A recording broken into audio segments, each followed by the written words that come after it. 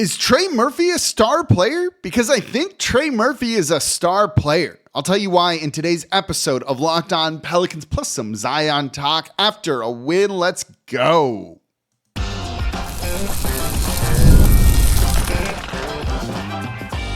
You are Locked On Pelicans, your daily New Orleans Pelicans podcast, part of the Locked On Podcast Network, your team every day. Welcome to another edition of Locked On Pelicans, the daily podcast covering your favorite team, the New Orleans Pelicans and NBA, part of the Locked On Podcast Network, your team every day, available wherever you get your podcasts and available on YouTube. I'm your host, Pelicans Insider, credential member of the media, Jake Madison, at NOLA Jake on Twitter. Here with y'all on this Wednesday, day after the Pelicans beat the Chicago Bulls 119-113. Oh boy, the very ending of that one was a little nuts. But you had a star game from Trey Murphy, an impactful game from Zion Williamson. And this team just looks and feels a little bit different right now. We're going to break it all down in today's episode of Locked On Pelicans. And of course, thank you for making Locked On Pelicans your first listen today and every day. We're here Monday through Friday, the #1 Pelicans podcast, covering everything you want to know about this Pelicans team. So please subscribe wherever you get your podcasts and join over 11,000 Pelicans fans on YouTube as well. And don't forget about the Locked On Pelicans daily newsletter. You can sign up over at lockedondaily.com. So let's get into this one. Trey Murphy. Big game against the Chicago Bulls. 32 points on 20 shot attempts. 9 of 20 from the field, 32 points. He was just 2 of 13. That's 15% from 3. And he still scored 32 points. 6 rebounds, 4 assists, 3 steals, blocked, not one single turnover. And it's because he got to the line. 12 of 12 from the free throw line. Trey has taken a massive leap this season. You can see that the work he was doing in the offseason really paid off. He was actually working with Jason Tatum's trainer this offseason out in Los Angeles, I believe. And you can see all of the work that he has done has greatly paid off. And he has made a leap, not just to being someone who needs to be entrenched as a starter. You can't take him out of the starting lineup. There's one thing to take away from this segment here. It's Trey needs to be a starter going forward. It's just that simple. But the work that he's done to see the growth from him to become a 3-level scorer, to get to the free throw line, to put on strength, all of that has just made him much more of a complete player and a guy that looks like a number 2, number 1 option on a team potentially. He looks that good right now.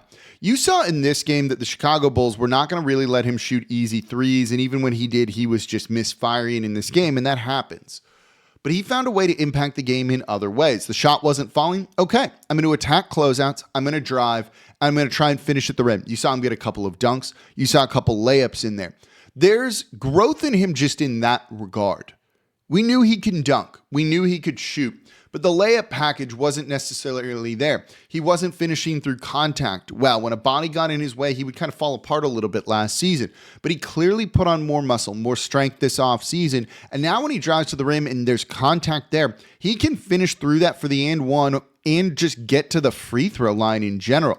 That's a significant amount of growth. This is someone who has now hit 43 straight made free throws per Jim Eichenhofer of Pels.com. I think that came from Elias Sports Bureau too. It's 12 of 12 in this game. That's a real great number. The Chicago Bulls took 12 total free throws as a team. Trey Murphy had 12 all by himself. He was aggressive, playing downhill and being more than just a shooter. To see that from him, again, speaks to the level of work that he put in this offseason. And this is where he is in year 4, where the leap has like really been made. He's been steadily getting better every season, but now it's like, oh yeah, that dude is good. You look at his play and go, okay, he can be really something special. And that's partially why he's just got to be a starter going forward. It's as simple as that, in my opinion. The other things that you've seen from him are really great too. There's a bit more of a pull-up mid-range game than he had before. His handle is a little bit tighter, allowing him to weave through traffic and get into those layup situations and different things like that. The rebounding was pretty good, 6 in this one. You're seeing more assists from him, 4 in this game. You're seeing just everything you could want from him. The defensive side of the ball has been significantly better this season than it has in years past. He just looks good. He looks like the type of player that $25 million is going to be considered a steal or whatever his contract ends up being after this. I forget what it is. Yeah, $25 million next season, 27, then 29, then 31. 31 is going to be a low number for someone of his caliber when it comes to this. You're seeing over a steal per game now, about 0.7 blocks per game. Both those career highs for him. The assist numbers are career high in terms of per game as well. And when you look at the numbers on per 36 minutes to equate him to other seasons too, again, all career highs when you look at those type of numbers. He has really taken a pretty significant leap. He looks to be not just a starter, but a star. To go 32 points on 20 shot attempts, especially when you're shooting very poorly from three, that's a pretty impressive thing. There's very few players that would be able to do something like that. And you're seeing it from a guy that the team drafted, has developed, brought along maybe slower than we would have liked at times. But you're also seeing his fit next to Zion Williamson. And we'll get more into Zion in the next segment here too, because he was massively impactful in this game, which just leads to more maddening Zion talk that we're going to get into with all of this. But Trey compliments Zion Williamson pretty perfectly in this, in just every regard. You look at the attention that he has for teams as they're trying to defend him, opening things up for Zion. You throw the ball down to Zion down low, he draws a double team. Trey's got some space and can at least launch a three. 13 three-point attempts is a really good number. The Pels took 50 in this game, partially because DeJounte Murray took 11, C.J. took 7. You also had Jose off the bench taking 6. Jordan Hawkins with good run, 20 minutes taking 6. Sorry, Jose took 8. Those are really good numbers. Pels shot 14 of 50, but that 50 shot attempts is pretty important and really opened things up. And you saw Zion going to work at times in this game because of it. And having a guy like Trey out there to space the court properly. Look, you look at this starting lineup of DeJounte Murray, CJ, Trey, Zion, Misi. You got 3 guys. If Murray keeps shooting like this, you got 3 guys that can shoot out there. That's enough shooting. That can work. The starting lineup in this game for the Pelicans took 31 threes. 31 threes. I'm not doing the math right. They took 30 threes. There we go. No, they took 31. It was 31 threes. That's a really good number around Zion Williamson. I'm very happy with what we saw, and it's great to see Trey taking that leap going forward and looking like he can be a guy that you can really rely on at a very high level here in the NBA. Do you think Trey's a star? Do you think he needs to be a starter going forward? Let me know in the comments down below on YouTube. So coming up next, let's look at what Zion's impact was and how he made things easier on the rest of his teammates. That's coming up here next in today's episode of Locked On Pelicans. Today's episode of Locked On Pelicans is brought to you by Hungryroot. Look, during the NBA season, my time is real limited. When it comes to grocery shopping and meal planning, I just don't have time between full-time job, doing this, watching games. I really try and eat healthy because it's very easy when you're going to the arena constantly, watching games constantly, to let that nutrition and just health sit by the wayside. I was getting stressed out about it all. I'd go to the grocery store, buy things I didn't need, then end up with no time to actually cook. So it makes sticking to my health goals a big struggle. So when I started researching other options, Hungryroot popped up and oh boy, this is a game changer. It's the easiest way to eat healthy without all the stress. With Hungryroot, it's like having a personal shopper and nutritionist all in one. They take care of my grocery shopping, recommend meals and groceries based on my tastes and health goals, from anti-inflammatory, high protein, which is what I prefer, gluten-free. And the best part, every meal is ready in 15 minutes or less. I don't like cooking. I'm talking quick, healthy meals that actually taste great, all delivered straight to my door. And it's been a huge time saver and it's made eating healthy so much simpler. So you're going to love Hungryroot as much as I do. And for a limited time, you can get 40% off your first box and a free item in every box for life. Just go to hungryroot.com/lockedonnba and use code LOCKEDONNBA. That's hungryroot.com/lockedonnba, code LOCKEDONNBA, to get 40% off your first box and a free item of your choice. hungryroot.com/lockedonnba, code LOCKEDONNBA. Do not miss out. And thank you for making Locked On Pelicans your first listen today and every day. We're here Monday through Friday, the #1 Pelicans podcast, covering everything you want to know about this Pelicans team. So please subscribe wherever you get your podcast. Join over 11,000 Pelicans fans on YouTube as well, because things are real important for this team right now. Things they're doing now are going to translate to next season or not. And we got to figure that out so that they can be the best possible team next season. And right now you're seeing a glimpse of Zion Williamson, what he adds to this team, and why they're probably not going to give up on him just yet. And now, go check out the Locked On Pelicans free daily newsletter in your inbox every single day, Monday through Friday, breaking down the biggest topics around this team, just delivered right to your inbox. Look, you want to support the channel, it's subscribe, leave comments, and right now, subscribe to the Locked On Pelicans daily newsletter. We're not charging you. There's no Locked On Pelicans Plus. We don't charge you for comments, things like that. It's completely free. You don't need to be nickeled and dimed. Just subscribe. Do the little free things that take a second. Get Locked On Pelicans in your inbox every single day. So let's look at Zion Williamson. Look, we can talk about the ways this team can be different, the way this team can be more competitive, and it could be things like coaching adjustments and them getting better in that regard, truthfully, right? It can be health of other players and things like that. You know, it can be more shooting, all of this stuff. It comes down to this. Is Zion Williamson playing? Right? It's really as simple as that. Coaching hasn't changed. Right? Coaching hasn't changed.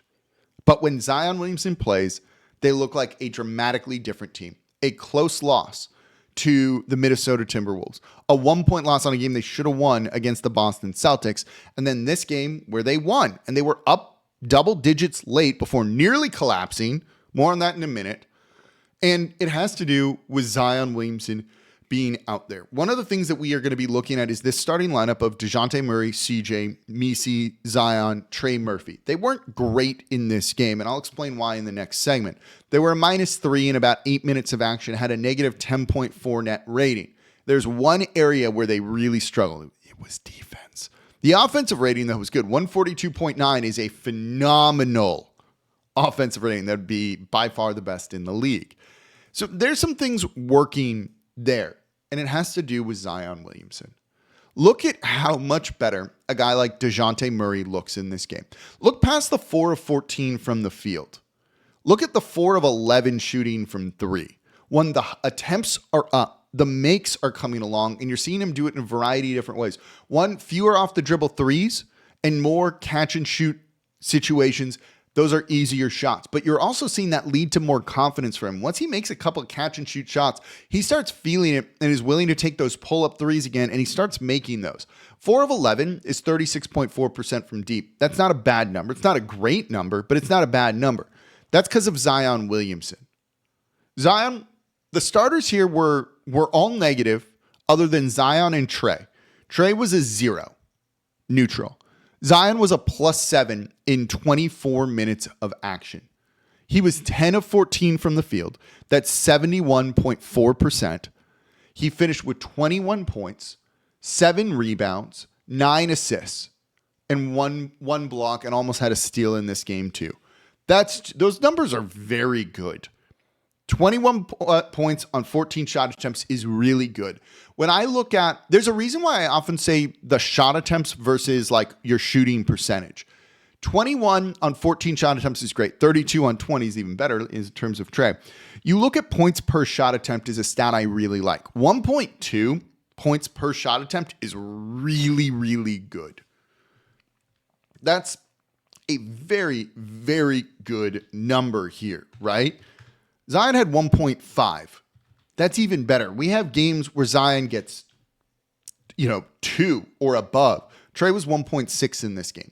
All of those numbers are elite efficiency, and efficiency is important because you want to make the most of every single possession that you have, particularly when you're not a great team and your margin for error is very slim. High efficiency means that you're making the most of every possession, and that's what we want to see. It's what good teams do. Zion's doing that. Look at the impact on Trey Murphy and how Trey has really blossomed. Now, Trey's doing that because of himself too, but you put him next to Zion Williamson and life's a whole lot easier, isn't it? Same for DeJounte Murray, who had really struggled for New Orleans, and we're going to need to have some real unfortunate conversations about his play coming up really soon. Except maybe now we don't, because he's playing significantly better because things feel unlocked with Zion Williamson out there. Now, should that be the case? I don't know. But you know what? I'll take him being good. Just as simple as that. And you're starting to really see that right now. And so he's willing to take more threes. And now the team is hitting that 3-point mark that they were really hoping to do. And you see how it opens things up. And then when Zion gets going and looks like Zion, oh yeah, does that really help? Now, his rebounding on the defensive side of the ball could be better. Just 2 defensive boards here, 5 offensive boards. But the second chance points for New Orleans was won 25-17. Their defense was bad in this game. But 25 second chance points, again, for a team that has struggled in the half court for the past couple of years, to have a game where, okay, if we miss, no problem. Zion's there to clean it up and to do the thing.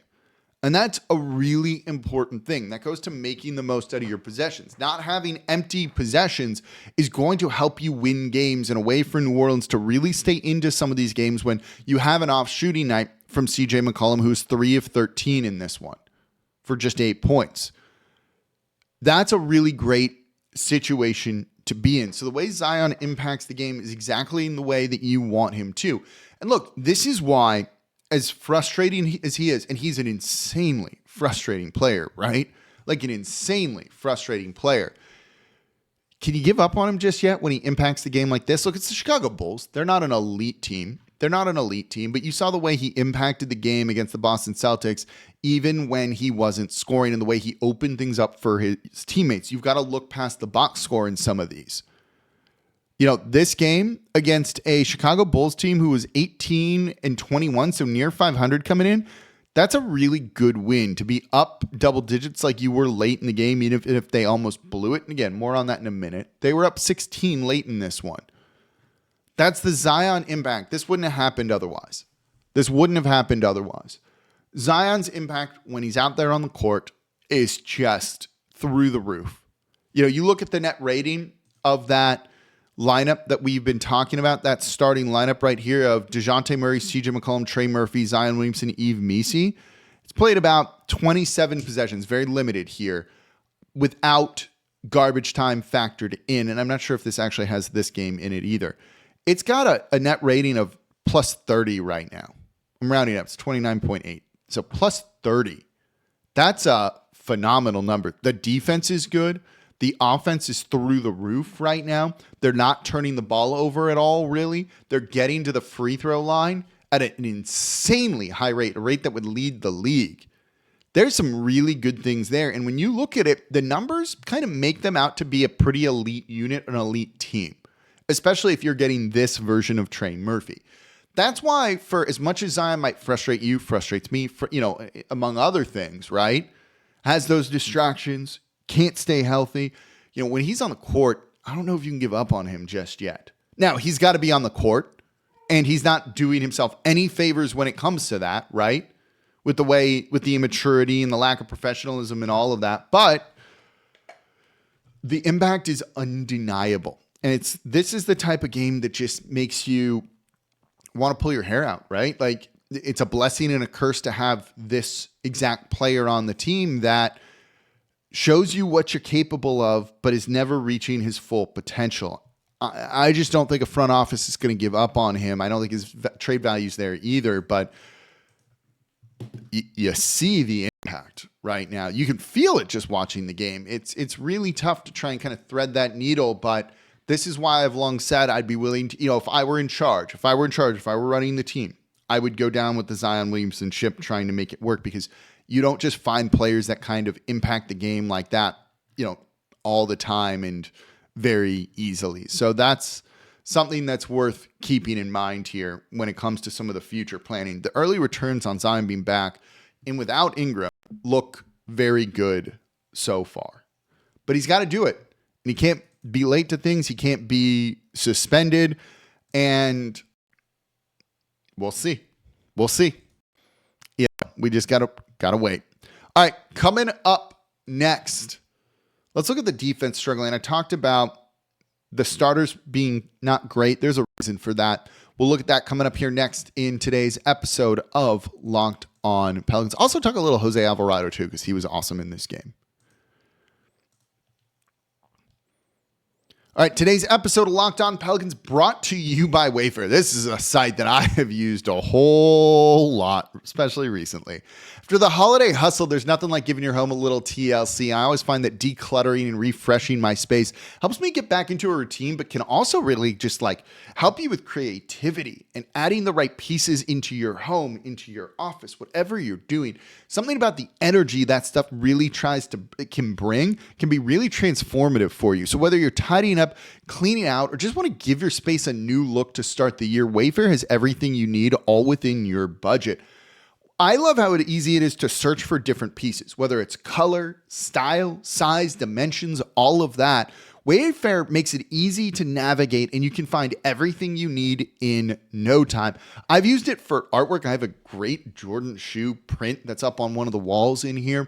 My couches and other things that I've gotten off of WayFair people constantly compliment on. It's a way to just bring your whole home together. So give your home the refresh it needs with WayFair. Head to wayfair.com right now. That's WayFair, WayFair.com.